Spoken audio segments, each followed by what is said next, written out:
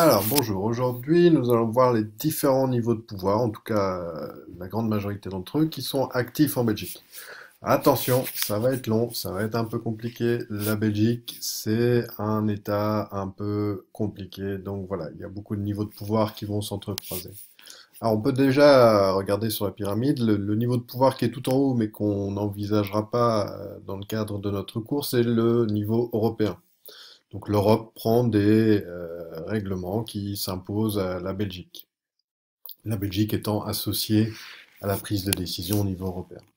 Ensuite, et c'est ça qui va nous intéresser ici, vous avez le niveau fédéral, donc c'est la Belgique fédérale.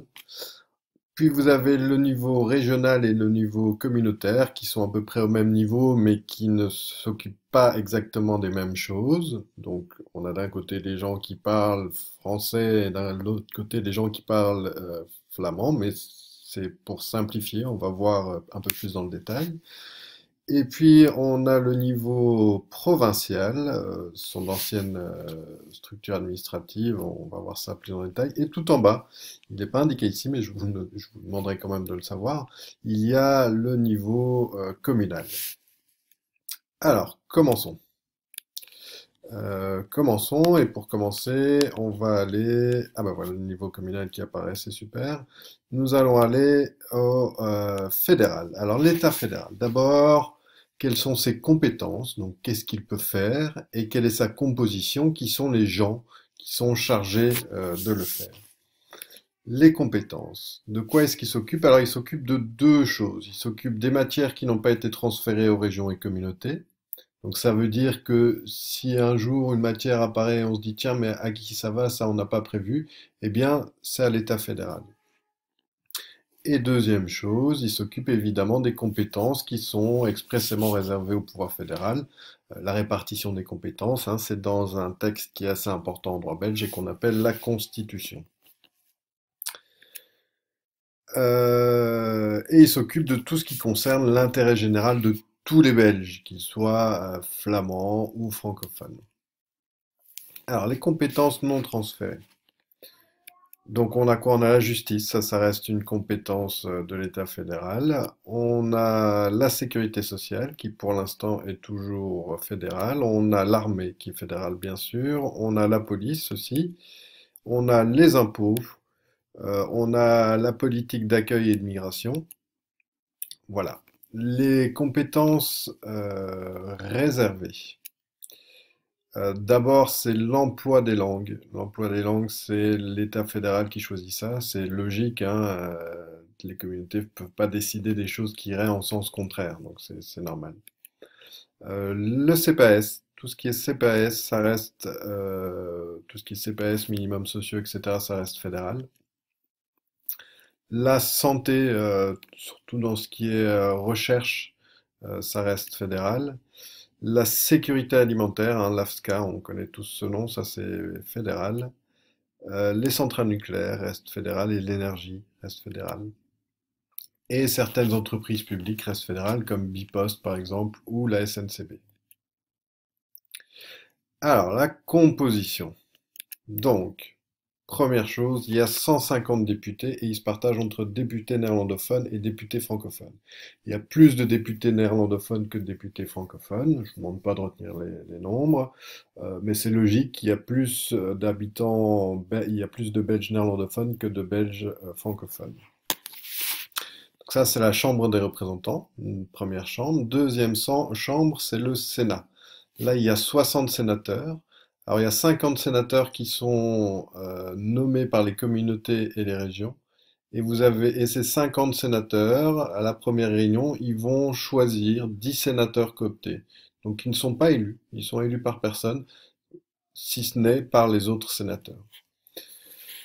Alors le gouvernement, ça c'est le pouvoir législatif, donc la Chambre des représentants et le Sénat, c'est ceux qui votent les lois. Après, il y a ceux qui sont chargés d'appliquer les lois. Et ça, c'est ce qu'on appelle le gouvernement fédéral. C'est ce qu'on appelle le pouvoir exécutif. Pouvoir exécutif, donc le gouvernement fédéral, il y a maximum 15 ministres, ça varie hein, d'un gouvernement à l'autre. Il y a un premier ministre qui est un peu le chef d'orchestre. Et puis, vous avez des ministres néerlandophones, des ministres francophones et des secrétaires d'État. Francophones et néerlandophones sont à part égale. Et par contre, les secrétaires d'État, ça, voilà, c'est pas décidé. Donc en général, ils sont plutôt néerlandophones. Maximum 15 ministres. Voilà pour le niveau fédéral. Alors ensuite, on va aller aux régions et aux communautés. Donc les communautés et les régions, pareil, on va envisager les compétences, donc ce qu'ils peuvent faire et la composition qui le fait. Donc communauté et région, vous avez tout d'abord la région wallonne. Vous avez la Fédération Wallonie-Bruxelles, qui est la communauté française de Belgique. Vous avez ensuite la région de Bruxelles-Capitale, hein, on y est. Vous avez ensuite la région flamande, et en plus de tout ça, on les oublie bien souvent, vous avez la région germanophone. Alors, les compétences. Compétences tout d'abord des régions. C'est tout ce qui touche à l'occupation du territoire au sens large. Alors, qu'est-ce que ça recouvre? Vous avez d'abord tout ce qui est économique. L'économie est régionale. Vous avez tout ce qui est politique de l'emploi, régional. Vous avez tout ce qui est politique de transport, c'est régional aussi. Tout ce qui est aménagement du territoire et urbanisme, c'est régional. Pour ce qui est des communautés, là, ce sont tous les domaines qui touchent aux personnes et à l'utilisation de la langue. Donc, bien sûr, il y a la culture, par exemple. La culture, c'est une compétence communautaire. Vous avez l'éducation. Vous avez l'aide aux personnes. Voilà. Alors, la composition, maintenant, ça va dépendre parce que chacune des communautés des régions a fait quelque chose d'un petit peu différent. Alors, première chose, vous avez chez les néerlandophones, là, ils ont simplifié, ils ont été malins, ils ont simplifié les choses. Donc, vous avez un parlement flamand, qui est l'organe législatif, donc qui fait les lois. Il y a 124 députés, dont 6 députés flamands élus à Bruxelles. Alors, les 6 députés flamands élus à Bruxelles, ils ne seront présents, ils ne voteront en tout cas que si ce sont des matières communautaires. Si ce sont des matières régionales, ces 6 députés flamands élus à Bruxelles, ils ne participent pas au vote. Et de l'autre côté, l'organe exécutif, donc celui qui exécute les lois, celui qui applique les lois, c'est le gouvernement flamand. Il y a maximum 11 ministres, dont au moins un est bruxellois. Alors, les assemblées francophones. Là, il y a deux assemblées. Vous avez d'abord la région wallonne, où il y a 75 députés, donc c'est l'organe législatif, celui qui fait les lois. Et vous avez un gouvernement de la région wallonne, où il y a maximum 9 ministres, et un ministre-président. Et vous avez un autre niveau, vous avez le niveau communautaire, la communauté française, qu'on appelle maintenant la Wallonie-Bruxelles. Là, vous avez les 75 députés de la région wallonne qui y siègent d'office, et vous avez en plus 19 bruxellois francophones. Ça, c'est le parlement de la région, la communauté Wallonie-Bruxelles, pardon, c'était ça, la communauté Wallonie-Bruxelles. Et vous avez un deuxième gouvernement, qui est le gouvernement de la communauté Wallonie-Bruxelles, qui a maximum 8 ministres, dont au moins un bruxellois. Alors, vous voyez, c'est un peu plus compliqué du côté francophone. On a deux gouvernements et deux assemblées législatives, même s'il y a des députés qui sont communs. Voilà, c'est un peu compliqué. Alors, l'Assemblée bruxelloise, elle, il y a 72 députés francophones et 17 députés néerlandophones. Ça, c'est le Parlement bruxellois, l'organe législatif, celui qui fait les lois. Pour ce qui est de l'organe exécutif, celui qui exécute les lois, c'est le gouvernement. Il y a 3 ministres et 2 secrétaires d'État francophones, et 2 ministres et un secrétaire d'État néerlandophone. Donc on voit ici qu'il y a une vraie protection de la minorité néerlandophone. Parce qu'il y a à peu près un dixième des habitants de Bruxelles-Capitale qui sont néerlandophones, et vous voyez qu'ils sont un peu surreprésentés. C'est pour protéger la minorité néerlandophone à Bruxelles. Alors, on va pas parler des organes de la communauté germanophone parce que voilà, ça concerne assez peu de monde. Alors maintenant, le niveau provincial. Au niveau provincial, on va aussi envisager les compétences et la composition. Donc il faut savoir que c'est une ancienne subdivision administrative prévue par la Constitution qui est assez peu utilisée. Mais il y a encore quelques compétences qui sont provinciales.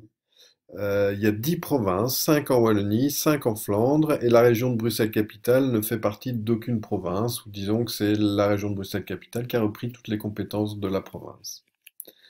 Alors, les compétences, ben d'abord, il y a certaines compétences en éducation, parce qu'il y a certaines écoles qui sont encore provinciales, il y a un enseignement provincial. Ensuite, il y a quelques compétences dans les sports, par exemple les centres ADEPS. Vous avez une grosse compétence qui est dans la protection et la prévention contre les incendies, ça c'est provincial. Et le tourisme. Il faut savoir aussi que tout ce qui est catastrophe naturelle, les états de catastrophe naturelle, le gouverneur provincial a encore un grand rôle à jouer. Et certains hôpitaux sont encore provinciaux. Alors la composition, c'est de 37 à 72 conseillers provinciaux, ça dépend de la taille de la province, ou plutôt de la population de la province. Ça, c'est le conseil provincial, c'est l'organe législatif. Et puis vous avez un collège provincial qui est de 4 à 6 députés provinciaux, c'est l'équivalent des ministres, si vous voulez, tandis que le gouverneur, lui, est l'équivalent du premier ministre ou du ministre-président dans les régions. Voilà, alors maintenant le niveau communal. Alors les communes sont des pouvoirs locaux subordonnés. Attendez, hop, ce sont des pouvoirs locaux subordonnés, ce qui veut dire que, ils sont subordonnés à tous les autres. Ils ne peuvent pas contrevenir à tout ce que les autres font. Donc les compétences, eh bien, c'est ça, c'est que les règlements ne peuvent pas être contraires à tous ceux des niveaux de pouvoir qui leur sont supérieurs.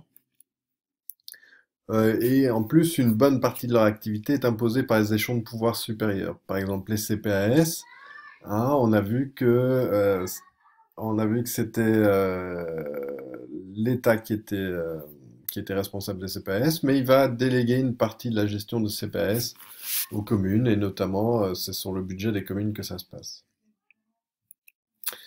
Elles peuvent prendre des initiatives sur leur territoire en matière d'enseignement, de logement, d'économie, de culture, par exemple.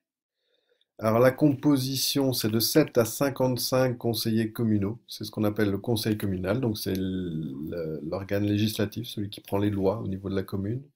Et puis vous avez le collège communal, qui est l'organe exécutif, qui est composé de 7 à 10 échevins et d'un bourgmestre, qui est le chef de la commune, on peut dire ça.